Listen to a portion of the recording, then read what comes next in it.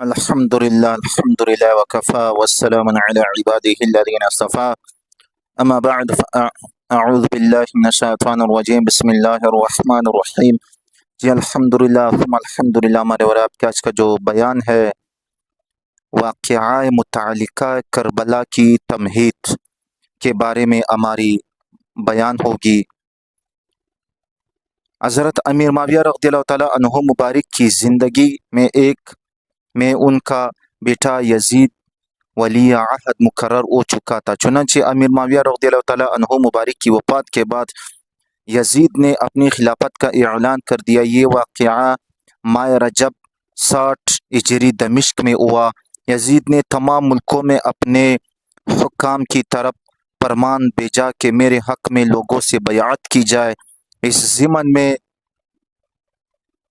اس نے مدینہ منورہ کے حاکم ولید بن عقبہ کو لکھا کہ حضرت حسین رضی اللہ تعالیٰ عنہ مبارک سے یزید کے حق میں بیعت لی جائے۔ سیدنا حسین رضی اللہ تعالیٰ عنہ مبارک نے بیعت نہیں کی کیونکہ یزید فاسق، شرابی اور ظالم تھا۔ اس کے بعد سیدنا حسین رضی اللہ تعالیٰ عنہ مبارک 4 شعبان 60 ہجری کو مکہ معظمہ روانہ ہو گئے اور مکہ معظمہ میں جا کر قیام فرمایا۔ اہل کوفہ کی طرف سے حضرت علی کرم اللہ وجہہ مبارک اہل کوفہ کی طرف سے دعوت حضرت علی کرم اللہ وجہہ مبارک نے چونکہ کوفہ کو اپنا دارالخلافہ بنایا ہوا تھا، اس لیے وہاں اہل بیت کے طرفداروں کی تعداد زیادہ تھی۔ انہوں نے حضرت حسین رضی اللہ تعالیٰ عنہ مبارک کو تقریباً 150 خطوط لکھے کہ آپ کوفہ تشریف لے آئیں، ہماری جان اور مال آپ کی مدد کے لیے حاضر ہے۔ امام ممدوح نے اپنے چچیرے بھائی مسلم بن عقیل کو اہل کوفہ سے بیعت لینے کے لیے بھیج دیا۔ مسلم بن عقیل کا کوفہ میں قیام اور بیعت لینا۔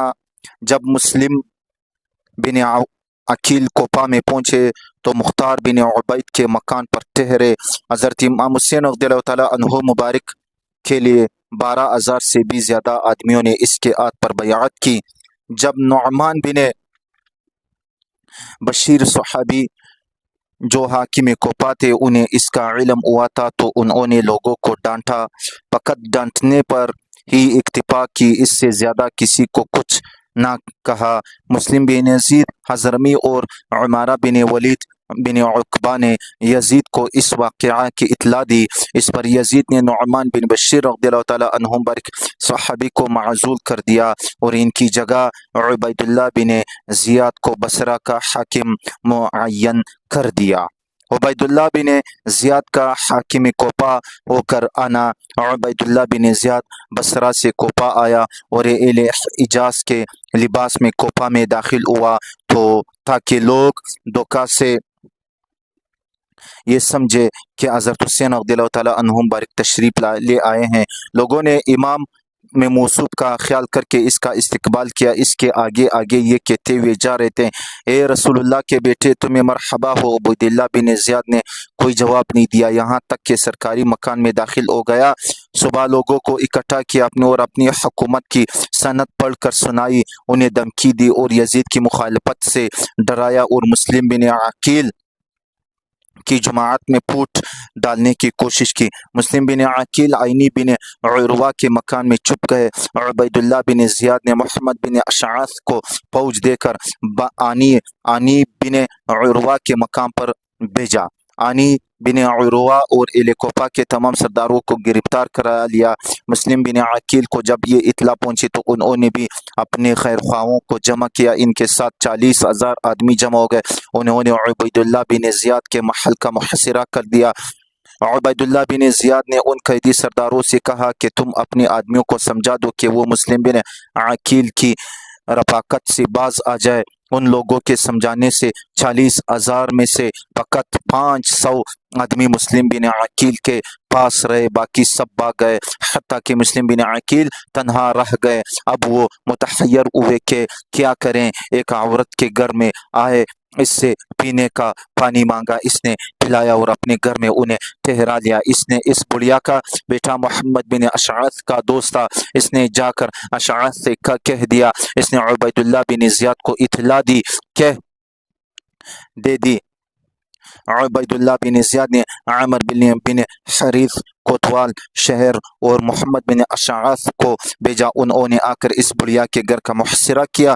मोहम्मद बिन मुस्लिम तलवार सोंत कर लड़ाई के लिए निकले। मोहम्मद बिन अशाअस ने उन्हें अमान दे दी और उबैदुल्लाह बिन ज़ियाद के पास गिरफ्तार करके ले आए। उबैदुल्लाह बिन ज़ियाद ने उन्हें कत्ल कर दिया और आनी जिसने मुस्लिम बिन अकील को पनाह दी थी को सूली पर चढ़ा दिया। ये वाक़या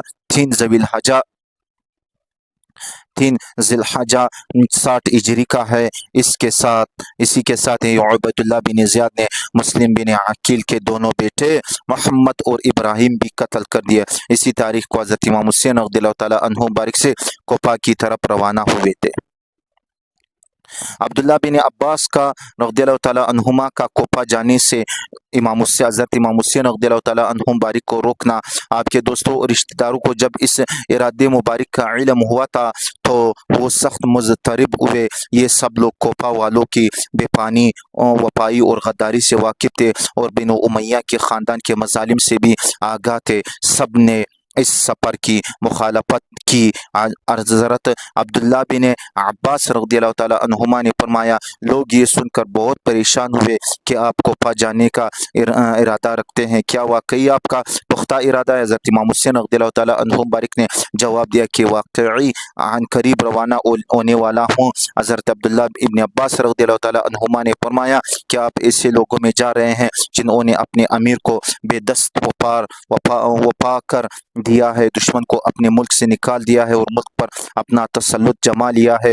अब आपको निज़ाम हुकूमत के दुरुस्त करने के लिए बुला रहे हैं। अगर वाकई ऐसा है तो फिर बेशक आप तशरीफ़ ले जाए और अगर ऐसा नहीं है तो इन लोगों का आपको बुलाना जंग के लिए बुलाना है, मगर मुझे ख़तरा है कि वो लोग आपको धोखा न दे और जब आपके दुश्मन इनको ताकतवर देखेंगे तो फिर इसके तरफदार होकर आपसे लड़ाई करेंगे। हज़रत इमाम हुसैन रज़ियल्लाहु ताला अन्हुम बारिक बातों से मुतासिर नहीं हुए और रवानगी के इरादे पर कायम रहे। जी अल्हम्दुलिल्लाह सुम्मा अल्हम्दुलिल्लाह। हमारे और आपका आज का तकरीर को जो इन्वान है वो इसी मौजू इख्तिताम पज़ीर पे पहुँच गया है।